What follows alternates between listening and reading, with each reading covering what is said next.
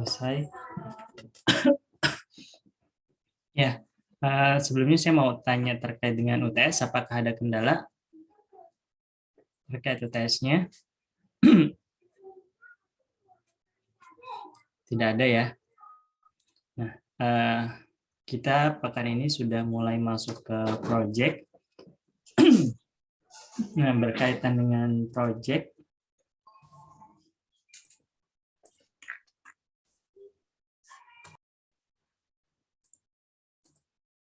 kita mulai dengan empathy map.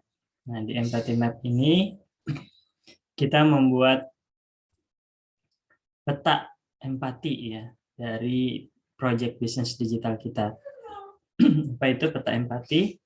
Nah, jadi dalam tahap empathize atau empati ini kita mengetahui bagaimana responden atau objek kita melihat, merasakan, dan mengalami dari sebuah masalah yang diangkat sehingga mampu menilai sebuah masalah dari sudut pandang subjek topik. Nah, luarannya adalah kita mendapatkan data bagaimana masalah sebenarnya terjadi dari sudut pandang subjek. Subjek di sini berarti responden atau target pasar kita gitu ya. Nah, bisa kita bilang objek juga dalam hal ini. Ini contoh dari empathy map. Jadi kita menentukan pertama objek atau subjeknya itu siapa, responden kita itu siapa. Misalnya pelajar, mahasiswa misalnya. Atau misalnya masyarakat pengguna e-wallet, atau misalnya masyarakat yang menggunakan e-commerce, misalnya seperti itu. Nah, ini objeknya itu lebih baik dispesifikan sebagaimana kita sudah pernah belajar STP ya. Dulu kan kita pernah belajar STP, nah di targeting itu kita menentukan siapa sebenarnya responden atau target pasar kita. Lalu goal-nya, ini tujuan yang ingin dicapai. Jadi usahakan sebelum kita melakukan empathy map ini, membuat empathy map, kita menentukan tujuannya dulu. Tujuan kita mau apa nih? Apakah kita mau fokus ke tampilan bisnis kita, ide bisnis kita mau fokus ke dalam detail dalam bisnis kita, fasilitas yang kita berikan, servisnya, produknya, dan sebagainya. Ini kita tentukan dulu tujuannya untuk apa. Sehingga nanti ketika kita melakukan kegiatan empathy map ini, membuat empathy map, itu bisa lebih tepat sasaran, lebih efektif dan efisien. Nah, kalau kalian lihat di dalam empathy map ini ada gambar muka ya, wajah. Ada matanya, ada mulutnya, ada hidungnya, ada kupingnya, kira-kira seperti itu. Ini ceritanya kepalanya, otaknya gitu ya. Nah, jadi di sebelah kanan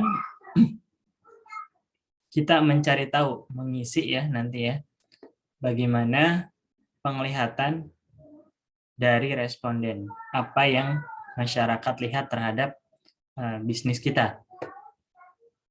Nah, di awal kita tidak menentukan bisnis kita itu langsung ABCD, jadi tidak langsung ke solusi, kita fokus ke problemnya dulu, kita fokus ke bidangnya dulu. Jadi tentukannya itu bidangnya aja dulu. Misalnya di goalnya ini kan kita mau menyelesaikan masalah di bidang pendidikan.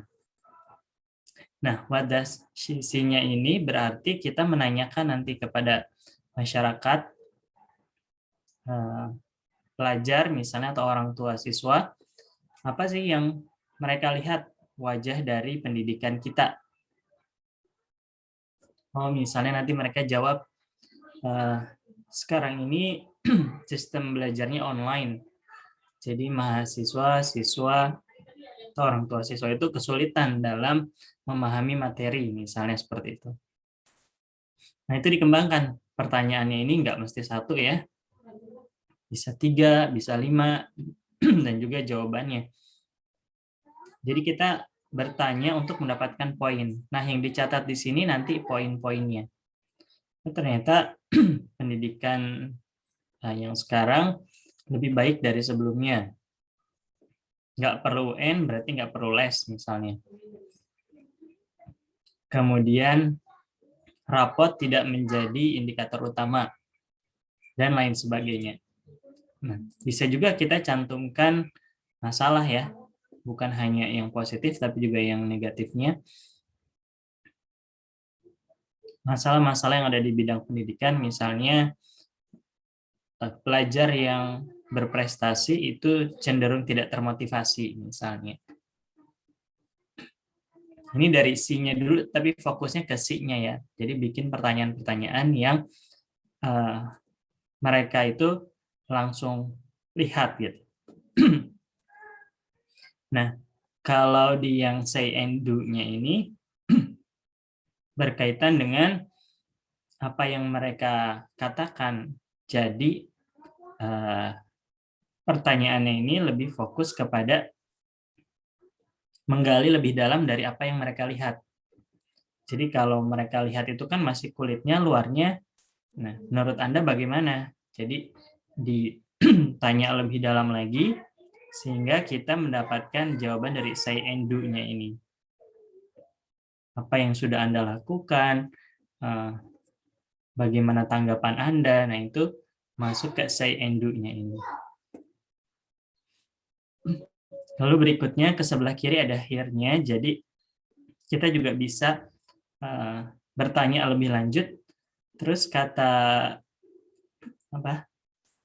memperdalam jawabannya.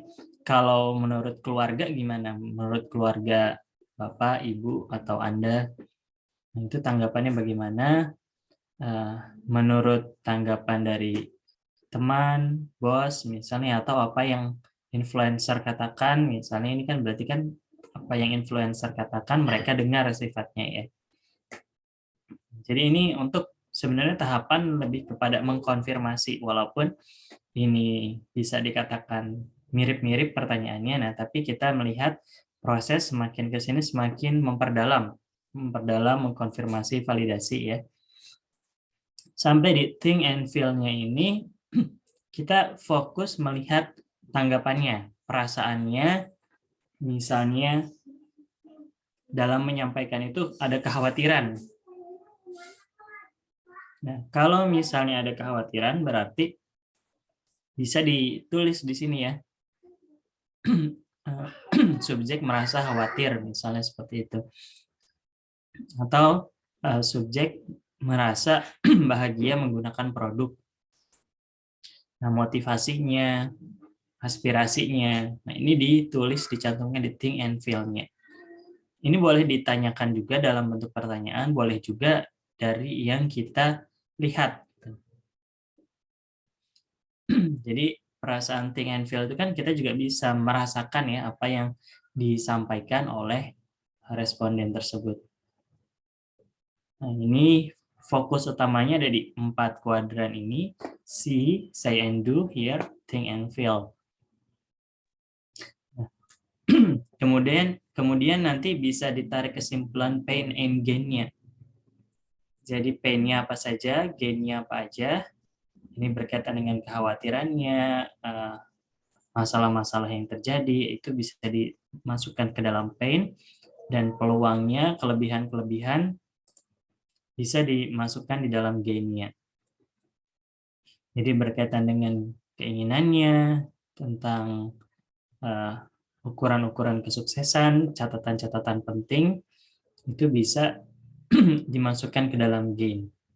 Nah, ini kita sekali lagi tidak membicarakan produk kita bicara bidang bisnisnya. Misalnya tadi contohnya pendidikan, kita perdalam di pendidikan itu seperti apa, sehingga nanti kita dapat celahnya nih, setelah dilakukan wawancara, kita dapat pain and gain-nya. Pain-nya misalnya sekarang bimbel-bimbel mahal, atau sekolah swasta mahal, dan lain sebagainya. Gain-nya kualitas semakin membaik. Nah, itu kemudian adanya aplikasi misalnya ya, pain-nya itu misalnya pembelajaran online membuat siswa sulit memahami pelajaran, game-nya bisa dilakukan dari mana aja, kapan aja, dengan aplikasi bla bla bla misalnya. Ini ada pain dan gain-nya, sehingga nanti kita bisa melihat nih dari hasil kesimpulan ini titik terangnya kita mau buka bisnis apa. Jadi tidak disarankan untuk menentukan bisnisnya apa dulu, tapi fokus ke empathy map-nya dulu. Paham di bagian yang ini? Apakah ada yang ingin ditanyakan?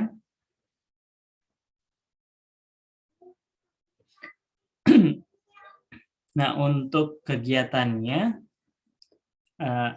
jadi sifatnya kelompok, kalian diskusi di bidang bisnis tersebut, entah misalnya tadi pendidikan, jasa, atau bidang bisnis apapun ya, perdagangan misalnya. Nah, dari sudut pandang potensi pelanggan dari bisnis tersebut, kemudian nanti diinterpretasikan, ditulis hasil temuan kalian ke dalam empathy map. Ini ada contoh-contoh pertanyaannya, kalian bisa modifikasi ya. Nah, jadi ada contoh yang bisa ditanyakan dalam empathy map, sehingga tidak kesulitan ya mau bertanya apa. Nah, ini bisa diperdalam, bisa dimodifikasi sesuai dengan kebutuhan kalian. Ini juga ada contohnya. Di contohnya ini langsung ke jurnal ya, jadi memang sudah hasil di sini ya. Detailnya ada di sini, tapi kontennya ada di bagian ini. Itu bisa dilihat. Jadi yang dicantumkan ini poin-poinnya aja. Poin-poin hasil dari temuan pertanyaan-pertanyaan tersebut. Di bagian ini ya. Kalian tentukan objek atau subjeknya, goalnya, tujuannya apa. Kemudian ditanyakan apa yang dilihat, dikatakan, dan dilakukan, didengar, lalu bagaimana perasaan dari responden tersebut. Terakhir, pain engine-nya seperti apa.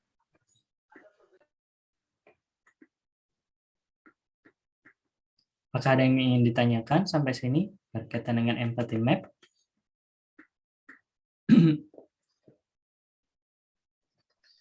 Pak, berarti itu kita yang bertanya, nanti satu kelompok kita juga yang menjawab gitu ya, Pak? Ya, untuk teknisnya ada beberapa metode ya. Yang pertama, kalian bisa cari orang di luar kalian. Jadi misalnya kalian mau tanya ke ibu-ibu, berarti targetnya bisa ke orang tua, ke tante, ke teman yang udah tua misalnya ya. Jadi orang luar dulu, kalau misalnya tidak bisa, baru kalian ada alternatifnya bertanya ke teman di kelompok lain. Jadi misalnya satu kelompok kalian kan nanti kan udah bikin pertanyaan ya. Jadi satu kelompok misalnya kalian sudah diskusi mau bikin bidang bisnisnya apa, pertanyaannya apa, kan aneh juga kalau kita yang bikin, kita yang nanya. Nah, ini kalian bisa lintas kelompok. Jadi misalnya kelompok 1 minta bantuan ke kelompok 2 untuk menjawab pertanyaan dari empathy map kelompok 1 misalnya seperti itu ya. Jadi nanti kelompok 2 sebaliknya ke kelompok 1. Atau mau bagaimana, itu teknisnya terserah kalian.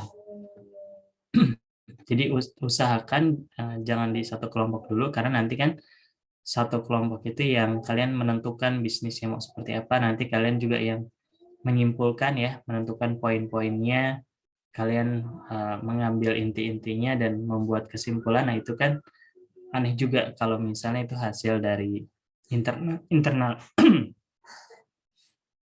karena targetnya biasanya memang ke responden di luar, kira-kira seperti itu. Saya juga misalnya dalam satu kelompok mau dibagi-bagi, siapa yang bikin pertanyaan, siapa yang nyari jawabannya ya, yang mau nanya ke siapa misalnya. Terus ada lagi yang membuat kesimpulan, yang membuat empathy map-nya itu. Misalnya seperti itu. Pekan depan kita presentasikan ya, jadi kita diskusikan hasil dari temuan-temuan kalian. Untuk yang empathy map ini nanti saya kasih filenya ke PJ, tapi untuk ini tidak perlu dikumpulkan di Google Classroom ya, jadi langsung di pekan depan dipresentasikan. Apakah ada yang Izin ingin bertanya. Berarti hasil akhirnya yang diminta itu bentuknya PPT ya, Pak? Iya, PowerPoint. Betul. Masih, Pak. Minimal gambar yang tadi ini ya. Kalau kalian mau ada slide tambahan terserah, tapi yang pasti ada poin ini untuk dipresentasikan. Jadi kan kesimpulannya nanti bisa dalam bentuk penjelasan hasil dari empathy map ini, bisa juga nanti langsung kalian muncul misalnya ide-ide kalian, oh kita mau fokus di bidang ini, khususnya di bagian yang mana. Misalnya kita mau bikin bimbel gratis karena begini. Misalnya tadi kan bidang pendidikan ya. Nah itu jelas hasil dari empathy map-nya. Paham? Nah ini juga bisa kalian misalnya pertanyaan-pertanyaan ini, misalnya kan sekarang sudah ada solusinya ya. Tadi misalnya pengguna e-wallet. Nah kalian bisa tanya tampilan dari e-wallet yang udah ada itu seperti apa yang mereka lihat ya. Kemudian apa yang menurut mereka, gimana tanggapannya tentang e-wallet tersebut, bagaimana apa yang mereka sudah lakukan dari e-wallet tersebut ya dengan menggunakan e-wallet tersebut.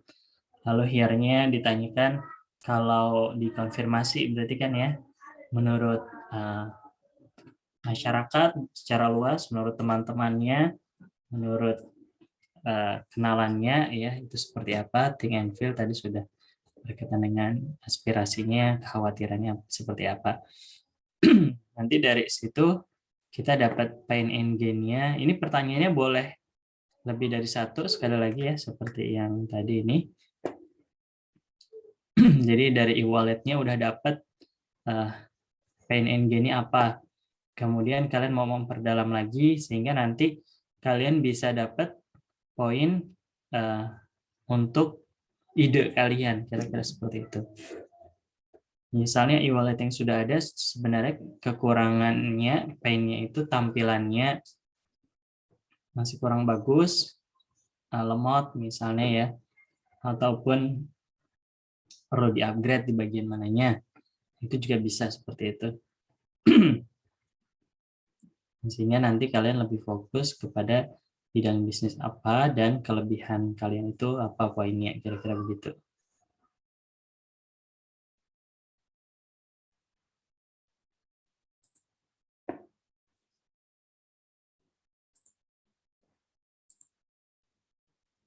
Ada yang ingin tanyakan atau didiskusikan?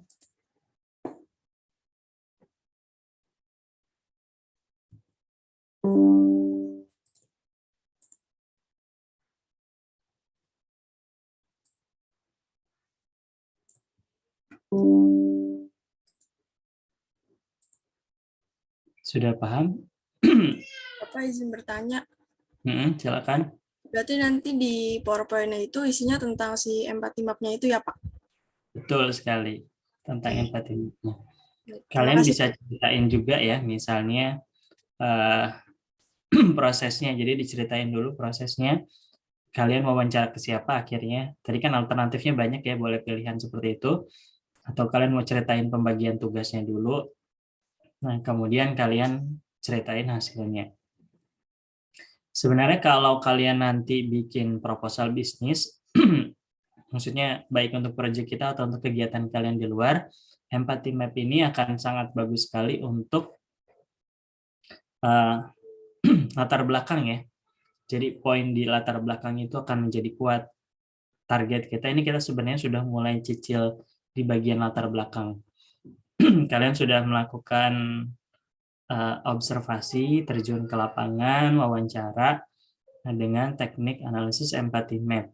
Kalian sudah mewawancarai berapa responden, kemudian kriteria seperti apa, dengan hasil seperti apa. Nah, nanti poin itu sebenarnya yang menjadi latar belakang dari salah satu latar belakang dalam bisnis kita. Kira-kira seperti itu.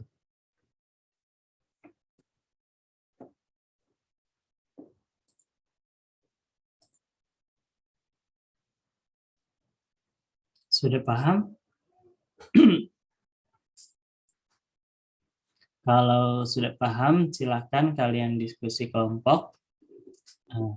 Boleh langsung lanjut ya, atau misalnya boleh di lain waktu. Yang penting pekan depan sudah siap presentasi ya, sesuai dengan kelompoknya. Tugas ini sifatnya kelompok.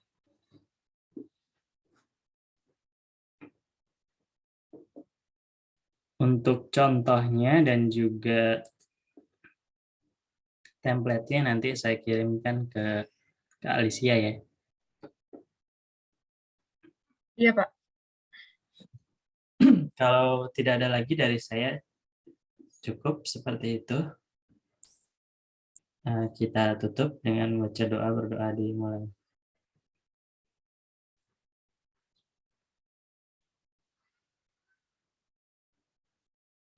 Selesai.